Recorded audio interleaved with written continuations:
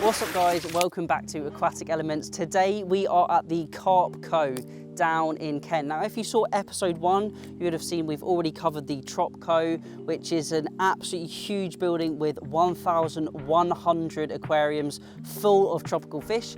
And now we are outside at their carp selection, or their carp farm, and we're going to be taking a tour all around this farm. We're going to be going into the polytunnels and also 2 of their fish houses as well. So follow me as we head on the tour.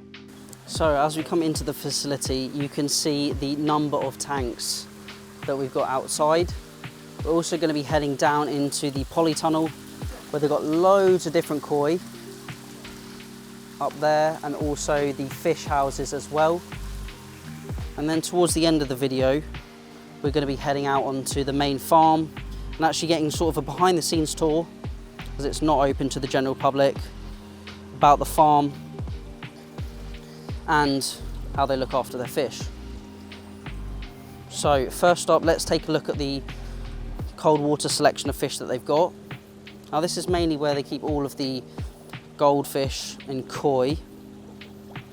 Now some of the koi are bred here on site, and the rest are either Japanese, which we'll see in the Japanese koi room, or they are from Yoshiki Koi, which is a koi farm in Poland. So you can see we've got loads of vats out here. Now I won't dwell too long on these because they all are covered in this mesh. You can't see the fish too well, but if I just lift it up, you have to see, for example, in this one, we've got some 8-inch koi, and you guys can come to the Carp Co and actually select the fish yourself, or you can purchase them online. If you saw the first episode we did, where we covered the Trop Co, which is their tropical fish side of the business, you would have obviously seen all the facts about that part of the business, which is also where the Carp Co is located as well. So out here we've got a huge range of different koi, some butterflies, metallics, sort of the bread and butter, lower grade fish. And then as we head into the fish house and the polytunnel, we're going to take a look at some of the higher grade fish as well. Quite a big vat full of koi in here. Now I believe all of the ponds out on the farm are run via an airlift system, as well as the indoor ponds as well. We've got a really clear vat of water here with some koi in. A nice mix of different metallics, benigois, kahakus, kajakus, hiatsuri, shiratsuris. And you can see we've got some filters built into the side with some K1 chambers. So that is the outdoor section we've got here. Probably got a good 50 to 60 ponds. Now heading through the doors, you can see this room is full of tanks. So first up we've got some mixed koi, mostly metallics. We're going to head around this room slowly. There is a lot to see in this video, loads of different koi here. And I've actually never been here before, so I was surprised at just how many fish they had. Now I believe all of these tanks are run on airlift systems, where they've got loads of media. They've got a settlement tank on the left-hand side of these DIY sort of vats, and then they're full of a pumice media, which they've got just in there. And that keeps this water crystal clear, and the fish are really, really healthy. Now I believe most of the fish, or potentially all of the fish in this room, are from Yoshiki Koi, which is a farm in Poland. We've got lots of different sized fish in here. Loads of different koi, some under treatment, probably a malachite green or acroflavin antibacterial treatment in here. But all of the systems are separate. You can see they've got the microscope for identifying any parasites. Some tiny ranchu in these small, probably 3-foot cube aquariums. Then we've got some smaller randa. And then we got some ryukin in this tank. There's so many in here. A good couple hundred in each of the systems. We've got some bigger koi in here. Look like we've got some long fin butterfly koi, mainly metallics, and a few shisui in there. And then coming along, we've got some hiatsuris, some sanki and showa. And I can see they've got these sort of jump guards built onto the side of the vats just to stop the fish jumping out. And then moving on, we've got some of the shiratsuri and some ginrin shiratsuri in here, which is the black and white koi. And this is the majority of the smaller fish. So we're going to come onto the polytunnel where they've got all of the larger fish and some of the individually priced fish and the, I would say, higher grade fish. So let's head through to there now. Coming through to the polytunnel, which is pretty big. We've got 4 big ponds in here. And you can see at the back, they're being filtered what looks to be a Super B filter and a DIY sort of shower system. So I'll try and show the prices as well. So we've got £40 to £150 with these koi in here. So we've got a nice mix of doits, kahakus, kajakus, hiatsuris, some matsuba as well. There's a good couple hundred fish in this tank, and I'd say they're probably around the 8 to 10 inch mark. So they've got these big round systems with a trickle in, just coming from this hose to degas all of the water going in. Got a few air stones and then the filtration system. So these fish are all on the website, and I believe they might be individually priced. So we've got a mix of harawaki, chagoi, and a few slightly bigger fish in here. And just as we move up the polytunnel, we've got bigger and bigger, and we're going to even see some of the monster koi towards the end of the video. We've got some really, really big ones that we're going to see on the main farm. So I believe all of these fish are from Yoshiki Goi in this polytunnel. So pretty nice quality. And then we come again to some more individually priced fish.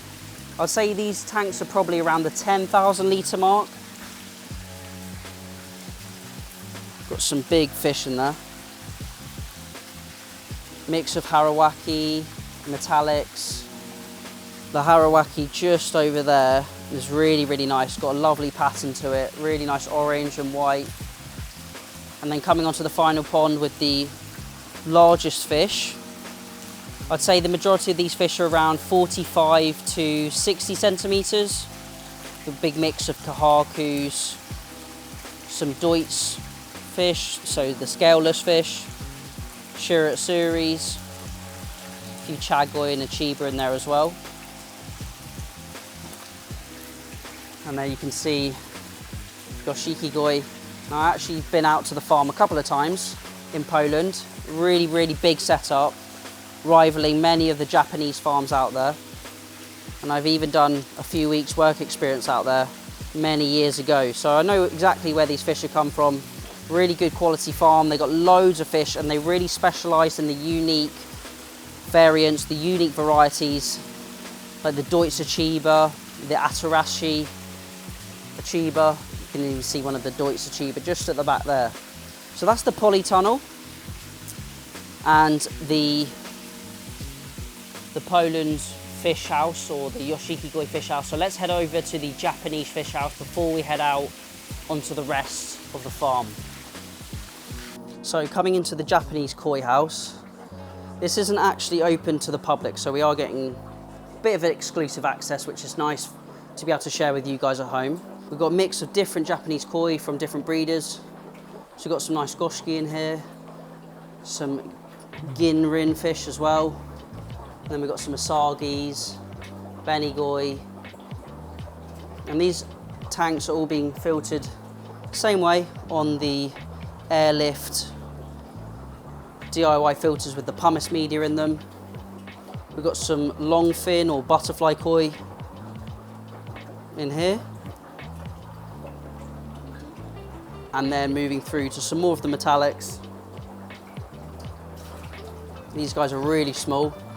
So these are all under quarantine in here, which is why they're separate, just for biosecurity reasons. Found the Tropco's really, really good at their biosecurity. They're really on it, and they have to be, because they can't afford not to. With the amount of fish they hold, the amount of different tanks that they've got, Got some larger Suris in this tank, some Tanchos showers, and all the systems are really, really clean. Got some Goshki in here, some Kahakus, some Ginrin shower. Really big selection as well. I've never been here before, but I was surprised at just the selection that they've got here. They've got something for everyone. Got some Kiitsuris, some Chiba, Chagoi in here. And then last but not least, into the last tank, we've got some Goshki, Kahakus. A real big mix of fish in this fish house. You can see it's all fully insulated. We've got the air lines running. So let's head outside, check out some of the really big fish, and then we can check out the rest of the koi farm where they actually breed fish here on site. So we're going to be doing a tour on the farm, actually looking into each of the ponds, sort of checking out the layout, which is closed off to the public, but luckily I'm allowed to show you guys at home. Just if you've never been here before, it's pretty cool to see. But here we come to their main pond where they've got all the really large koi, all of the sort of parent fish. And I believe these fish are for sale.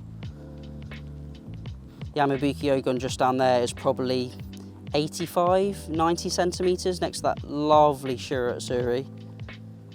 Got a fully scaled mirror in there. And check out this Chagoi.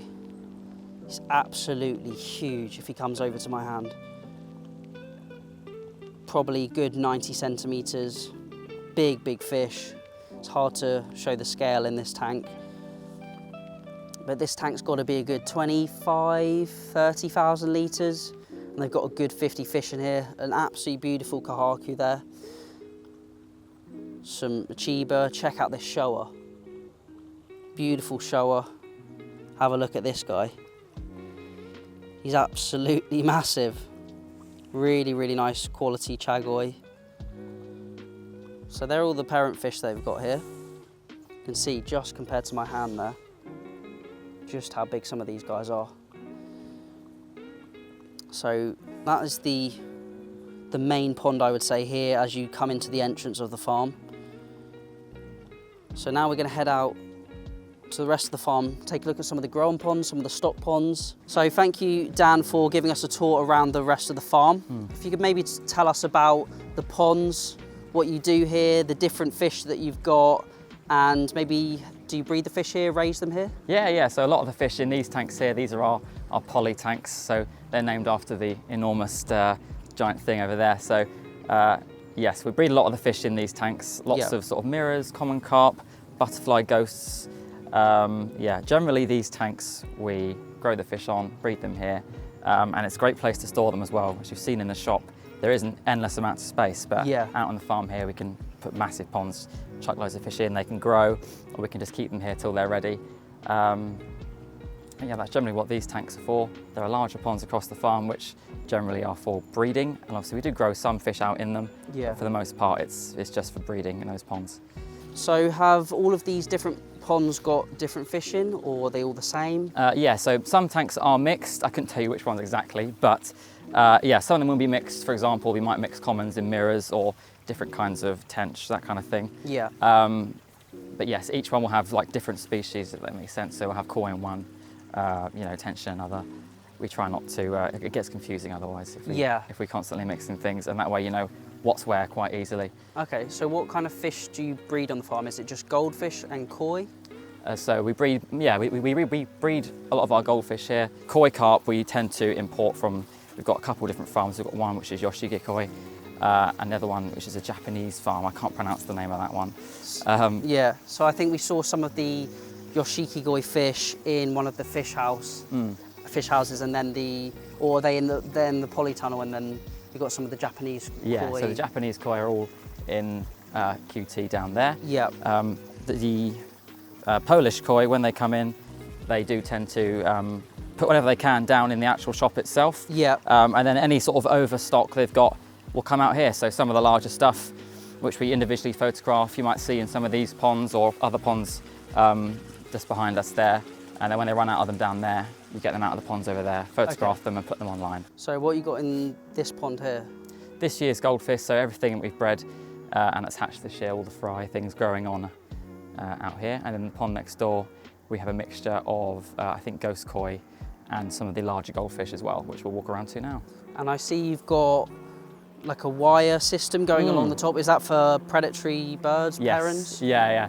As you can imagine, there's lots of, that's a big issue here. We get lots of predatory birds. Yeah. So yeah, this is only installed, I think, in the last year or so to try and stop those. And I think it's doing a pretty good job, to be fair. And I can see you've got loads of lilies in there. Does that pose any problems when seine netting or? Yes, definitely. In these ponds, we tend to trap. So generally, you can see the feeder over there. Yeah. They'll install a trap, and that just saves us having to go in, clear out all the weed. I see. You know, we have the issues in those larger ponds I showed you a minute ago. We get loads of weed and things in there, and you have to end up like getting a digger and pulling it out, and it's a lot of work. Massive job. Yeah, exactly. So it's a lot easier sometimes with the trap. You get less fish, we find, obviously, and it takes less time as well. So there are benefits to it. And do you keep the parent fish, like the parent koi, the parent goldfish, do you keep them like indoors, or do they stay out in the ponds, or how does that work? I believe we have a lot of broodstock just out on the farm. Yeah. Yes, we also breed a lot of the koi and things. If we breed them, we tend to do it from the show pond. Okay, so that central pond at the front does have a lot of broodstock in there. Yes, exactly. Yeah, they're such nice fish. Why wouldn't you want to breed from them? Yeah, and do you sell any of those fish, or are they just purposely for the farm? I believe most of them are for sale, in fact. Yeah, there are a couple in there which I think we've got a bit too much sentimental value to them to sell. But yeah, the vast majority are for sale. I can see there's some bigger fish swimming about in here, and there's loads of lilies. Yeah, absolutely loads. So we never net this one. We just rely on this trap, which is constantly set up underneath if we're quiet. Oh, I see. So it's like so you've got a big net below the feeder. Yes, exactly that. The feeder constantly trickles in food. So the fish are pretty much constantly hanging out underneath it. So it looks like you've got a mix of koi and carp and some bigger goldfish in here? Exactly that, yes. So is that like a belt feeder? It just constantly rotating? Yeah, always dropping in food. You know, it's hard enough when the ponds are empty of weed because there's all the silt and things at the bottom. Yeah. It just makes the net really heavy to drag through. The boys are very strong. I certainly couldn't do it. Yeah, and like the trapping is just so much easier. Interesting. And it requires less people. You can just get one person out here to pull up the trap, put the fish in a bucket and take them round to the shop. So what have we got in this pond? These are our butterfly ghost koi fry. So we spawned these only a couple of months ago, really. Yeah. They hatched a week or so later, a couple of weeks later. They've been growing out for a few months, but they are growing insanely fast. Yeah, they're a good inch to 2.5 inch already. Yeah. So a lot of these are already for sale. We netted a load out the other week. Yeah. And they're online. But yeah, so for now these guys are still growing out, but we were very surprised by how quick they grew. Yeah. So all of the fish here can be either purchased online or on, what days are you open to the public? Mondays, Fridays, Saturdays, 9 to 5. What have you got in this pond?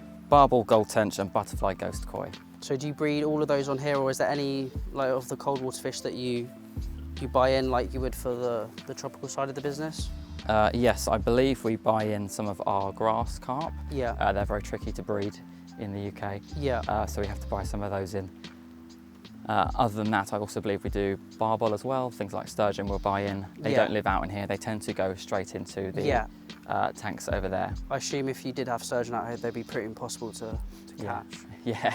Yes, unless exactly you say that. net it. Yeah, exactly that. Even then, it's difficult. Oh yeah, I can see a few, I think grass carp on the surface just there. If I zoom in. Yeah, in the right lighting, when it's a nice bright day like this, you can catch see them. things, just below the surface. So coming on to the last pond of the tour, what have we got in this one? In here, green tench, gudgeon and rudd. So some of your sort of smaller exactly. fish, These I guys suppose. are a lot harder to see, but you can see some of them at the surface when you see the ripples there. Yeah. But yeah, for the most part, this one is a lot more difficult to see them all. And so all of these, the main big ponds, they're not filtered, are they? They're just natural with all the plants at the side? Yeah, exactly that. No, there's no filters in these guys. You just got some air stones, Yes, I guess, exactly. when it's really warm. Yeah, 100%. Especially in the heat we've had the last few weeks, we've got really large aerators which we've had to put in. Yeah. Just to keep the fish going. They do struggle a little bit in the heat, but you know, as a fish farm, we're prepared for it. Brilliant. Well, thank you so much for the tour. It was really, really good to see all of these different ponds and just the way the farm's laid out. No problem at all, thanks for coming down. And that is it for today's video. I really enjoyed touring around this facility, and big shout out to the staff. They were super helpful at giving us this full tour around this amazing place with all of the different fish houses, the polytunnels, all of the koi goldfish. It was really great. It was really great to share it all with you guys at home. Let me know down in the comment section what you think of the Carp Co. Have you been here before? And hopefully you enjoyed today's video. We've got a lot more aquarium shop tours and hobbyist home aquarium visits to come, so make sure to hit that subscribe button. But thank you all for watching. Remember to keep those water changes up, and happy fish keeping.